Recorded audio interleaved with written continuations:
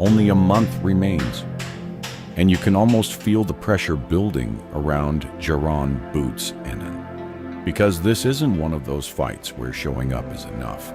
This is one of those nights where you have to show the world exactly why people spent years calling you the future. We got to this point where, hard work, dedication, family legacy. My dad was a former boxer. My brother is Ennis and HeadquaterZZ Storm. They was former boxers, and they created this champion from the hood, from Germantown. Their talent was through the roof, both of them. And I feel like they would have been multi-weight division world champions if they would have locked in and put the hard work and dedication in. That's another thing that motivated me. Like, I see how far my brothers got without the hard work and dedication. So imagine what I can do with the hard work and dedication, and then me and my brothers being together, and then I got both their styles and my dad's style mixed in one. I feel like we're gonna take it to the roof. It's very special to be collecting 2 belts, the WBA and Ring Magazine, and I think the last person that held the lineal title with Ring Magazine belt was Floyd, Bud, I think Sugar Ray Leonard, and to have my name up there with those guys, I feel like that stamped my name, in the welterweight division. Once I grab these belts, I'm just going to throw them around my dad, because my dad been around this game for a very long time, and I feel like he deserves his flowers. Over and under, right there. Over and under with that same hand, right there. Yeah, turn it. Turn your hip with it. Do it again. Go take your hip with it. The countdown has entered its final stretch. With only a month remaining before June 27th, the noise, the predictions, and the debates are getting louder. But inside training camp, Jaron Boots Ennis appears focused on something much bigger than the headlines. That's it. Do it again. Come back with the hook. Nice. One of the top fighters. I think he's one of the best in that weight. That's what I think. I'm not gonna lie to you. I think he's better than Russell. That's when you're gonna see Boots go to. He might have to go to another level. They ain't see that high level yet. Boom. Blah, blah, blah. Yeah. Soon as I stop him, I'm gonna throw that real quick. Shit. Hey, what's up? I think Boots got in the habit of, knocking everybody out. Then you forget, what got you there? That jab, use that jab, and bounce and move. He was doing it though, but he was doing it like he normally do. You seen some of his fights, and you know what I'm talking about. He got so, I think, hung up on knocking, guys out. And then he found out you can't punch. He don't care about you touching. You know what I mean? But I want to get away from that. You know what I mean?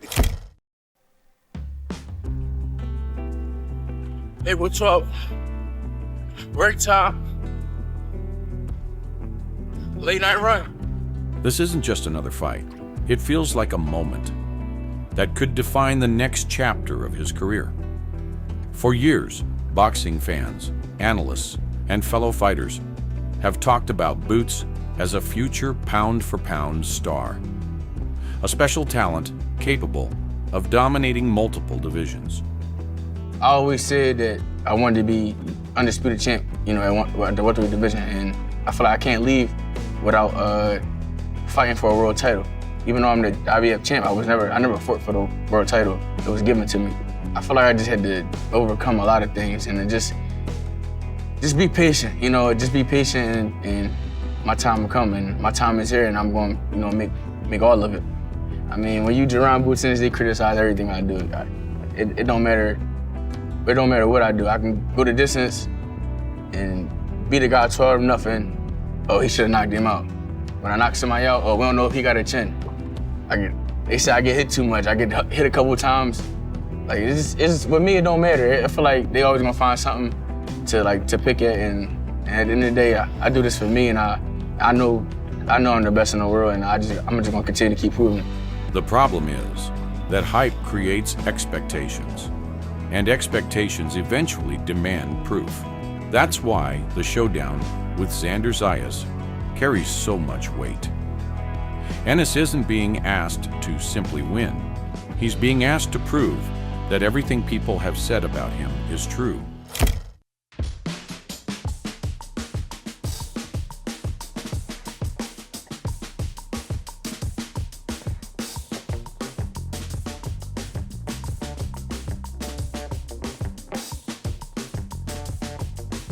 Right now we are at Germantown.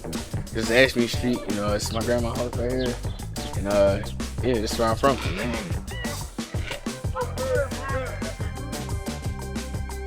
When you hear Philly, first thing you think of is cheesesteaks and bites. You know, that's what Philly like kind of like known for. We Germantown Avenue, we all around the city, real rap, y'all. Where the dice at? Where the dice at? They never had a big fight here in I don't know how long, you know, since back in the day. I feel like me being the first big fight here is gonna be wonderful. And I think that's what the city needs.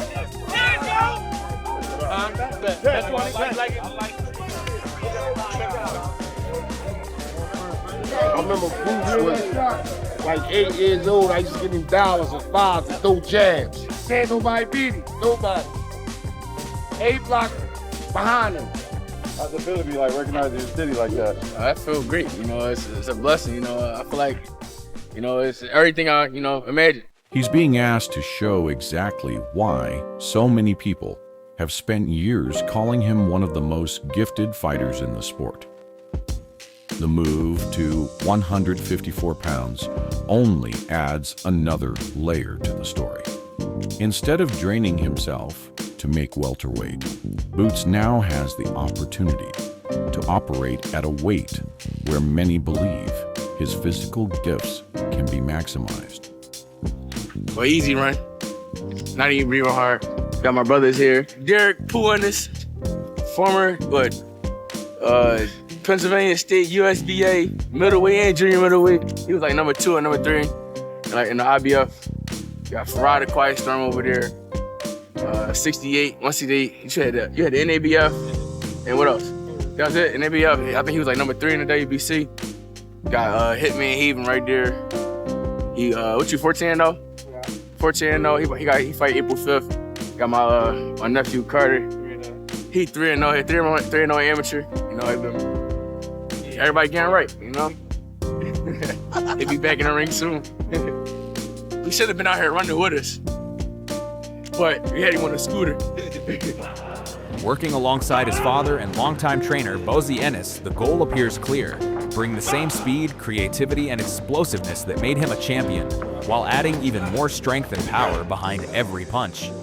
That's a dangerous combination if it all comes together on fight night. Yet standing across the ring will be an undefeated champion who has no intention of playing a supporting role in someone else's rise.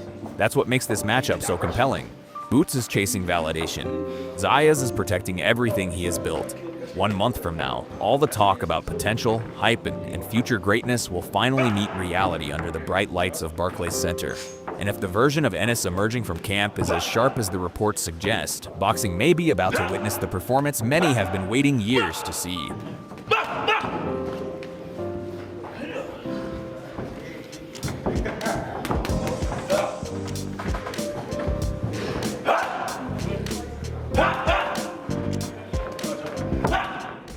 But while Boots Ennis has been spending camp trying to prove that his move to 154 pounds is the beginning of a new era, Xander Zayas is looking across the ring and acting like he's already solved the puzzle everyone else is still trying to figure out. That's what jumped out at me from this interview. Xander isn't talking like a young champion hoping to rise to the occasion. He's talking like a guy who believes the occasion was built for him. All the fighters that he has knocked out, all the fighters that he has fought in the last 10 fights where he actually started fighting big names, they're all tailor-made for him. They're all tailor-made for Jaron Boots Ennis. None of those fighters fight like me. None of those fighters have even the style or come close to the style that I bring to the table. When Marcus Hayes brought up Boots' recent run, Xander immediately went in a direction most fighters avoid.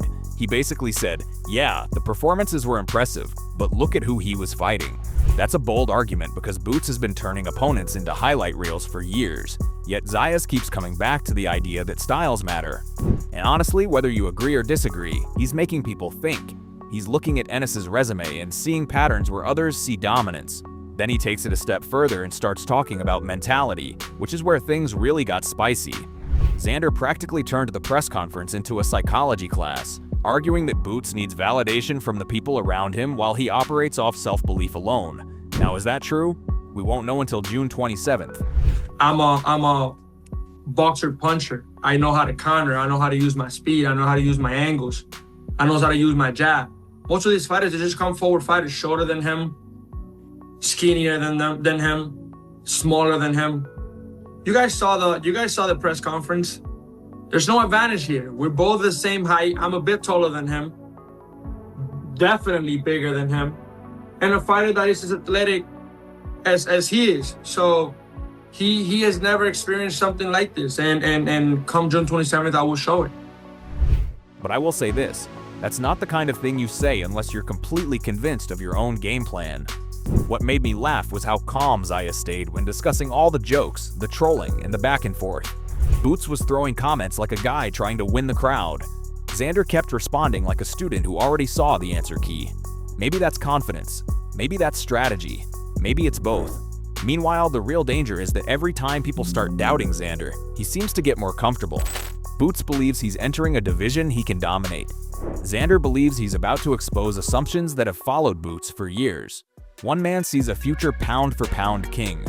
The other sees an opponent he's convinced has never faced anyone quite like him. That's why this fight keeps getting harder to predict the closer we get to fight night. When it comes down to his comments and what he said, it doesn't matter.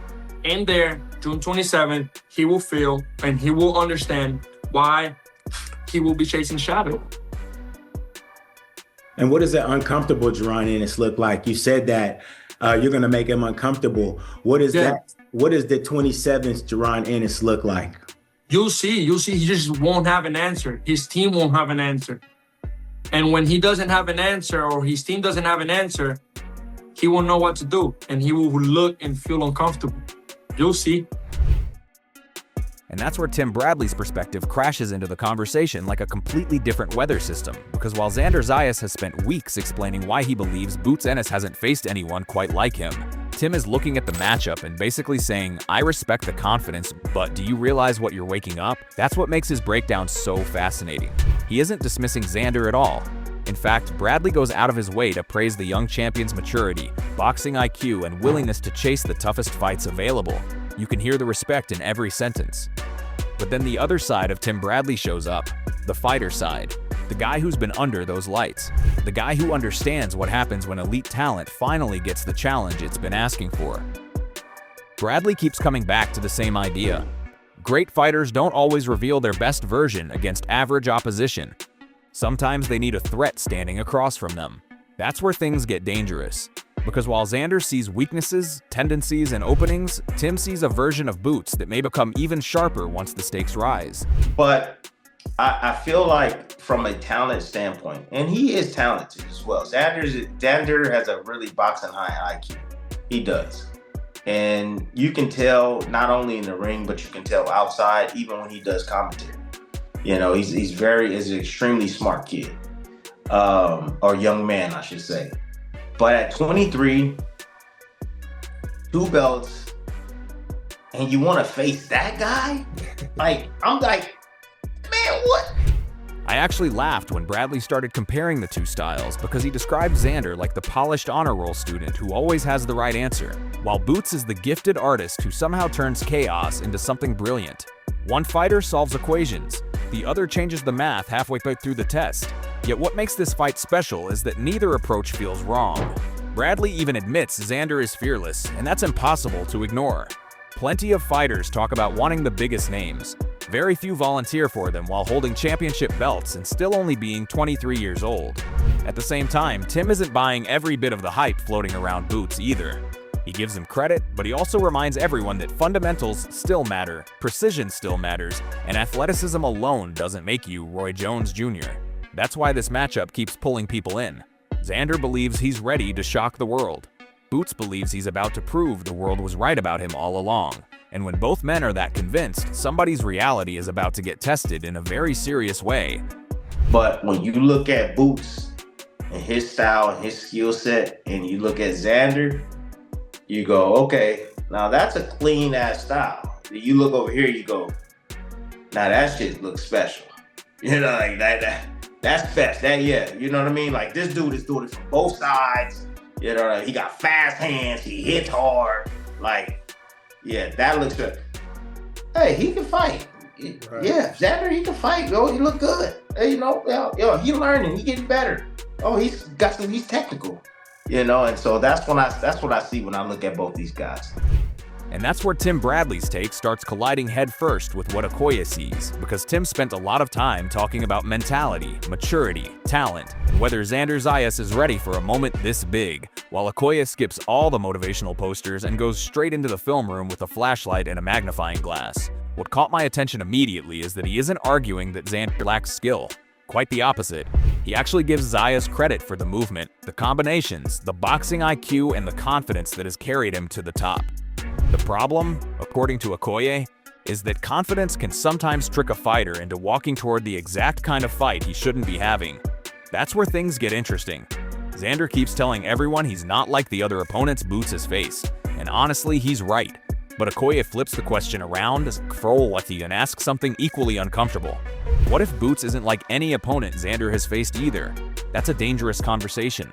The more Okoye broke down the tape, the more he kept circling back to rhythm, habits, and patterns. Not power, not size, patterns. And that fight, I think, is a great fight for Boots as far as the notoriety, obviously what's on the line, the belts that's on the line and all that, because people are going to give him his credit for this fight, but I don't think it's going to be as close as people might think it would be. I already had Boots beating him in like 8 or 9, but I don't think it'll last that long. I don't. I think I got Boots in 6. If Zayas comes out with the same strategy that he's come out with in almost every fight that he's fought. He got to get off the ball of that left foot if he think he's going to beat Boots, because he's going to see that rhythm, he's going to see that pattern, and he's going to start exploiting it. Because elite fighters don't just react to punches, they start reading tendencies like they're studying tomorrow's newspaper. And if there's one thing we've seen throughout Boots' career, it's that he can make adjustments faster than most fighters can make excuses. That's why I couldn't stop thinking about Okoye's point regarding exchanges. Xander loves to engage. He loves to let his hands go. Fans love it. Judges usually love it. The problem is Boots also loves chaos, except he tends to treat chaos like a personal playground. One second you're having a normal exchange, the next he's switching stances, changing angles, breaking rhythm, and making the entire sequence look like somebody shuffled the deck halfway through the hand. None of this means Okoye is guaranteeing an Ennis victory, but it does explain why so many analysts keep coming back to the same concern. If Xander turns this into a technical chess match, he could create real problems. If he turns it into the type of firefight he usually enjoys, he might discover that Boots Ennis is the one guy in the division who actually feels more comfortable when things get messy. And that fight, I think, is a great fight for Boots as far as the notoriety, obviously what's on the line, the belts that's on the line and all that, because people are going to give him his credit for this fight, but I don't think it's going to be as close as people might think it would be. I already had Boots beating him in like 8 or 9, but I don't think it'll last that long. I don't. I think I got Boots in 6 if Zayas comes out with the same strategy that he's come out with in almost every fight that he's fought. At the end of the day, all the predictions, breakdowns, and debates will mean nothing once that first bell rings. Boots, Ennis believes he's about to prove why so many people see him as a future pound-for-pound star. Xander Zayas believes he's about to prove he already belongs at the top. Somebody's hype gets confirmed, somebody's confidence gets tested, and the entire 154-pound division could look very different after June 27th. Drop your take in the comments. Let's really talk about it. And yo, don't ever forget to like, share, and subscribe to Boxing Headquarters. See you in the next one.